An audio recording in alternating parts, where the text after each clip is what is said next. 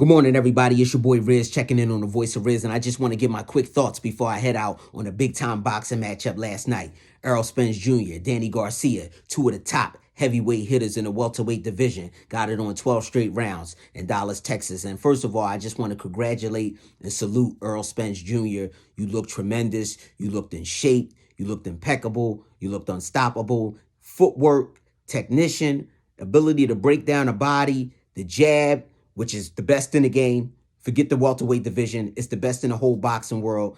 That jab is crazy to keep an STD away. And just your ability to box inside and box outside. He's just a young lion, man. He has all the techniques to be one of the greatest and a superstar. And he's going to keep climbing the charts. He said, the hell with a tune-up. Come give me a dog. Come bring a lion. Come bring a champ. Because Danny Garcia doesn't need a belt to say so. He's been there and he's done that. And he's well-respected. And he's a dog and he's not going anywhere. Bring me him for my first fight back after almost life-ending car accident. You got to tip your hats off. You got to salute that boy because he's doing his thing. But Errol Spence Jr., he did everything right, if you ask me. He said he had a little bit of ring rust. I didn't see it, but this guy's a superstar, and he's not going anywhere for years to come. He's only 30 years old, a 30-year-old young lion, hasn't taken a lot of punishment yet.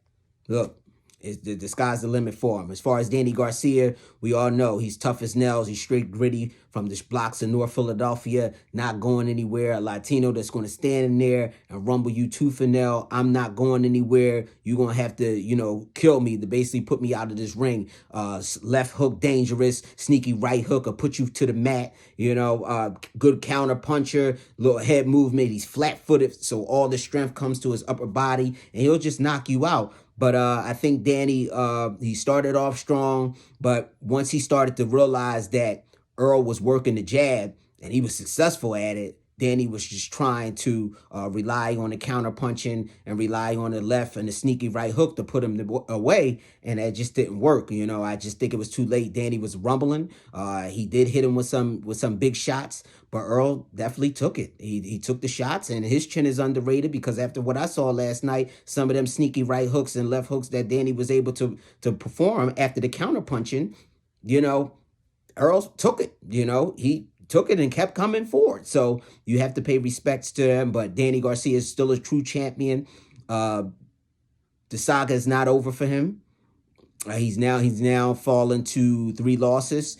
He's 36-3. All of his 3 losses come from top heavyweight hitters. Sean Porter, Keith Thurman, and now Errol Spence Jr., which is something to never, ever, ever hang his head about. He's a true champion, and he will bounce back. I can see his success story now. But he will have to do the rebuilding process. But it's not over for Danny Garcia. We all know that. He's a true champion. He's a superstar still. And, we just have to wait and see. But it was a great night of boxing. Shout outs to both fighters for last night, for even stepping in the ring. You got to respect any man who puts on the gloves and can be able to go 12 rounds in professional boxing. Salute to them both.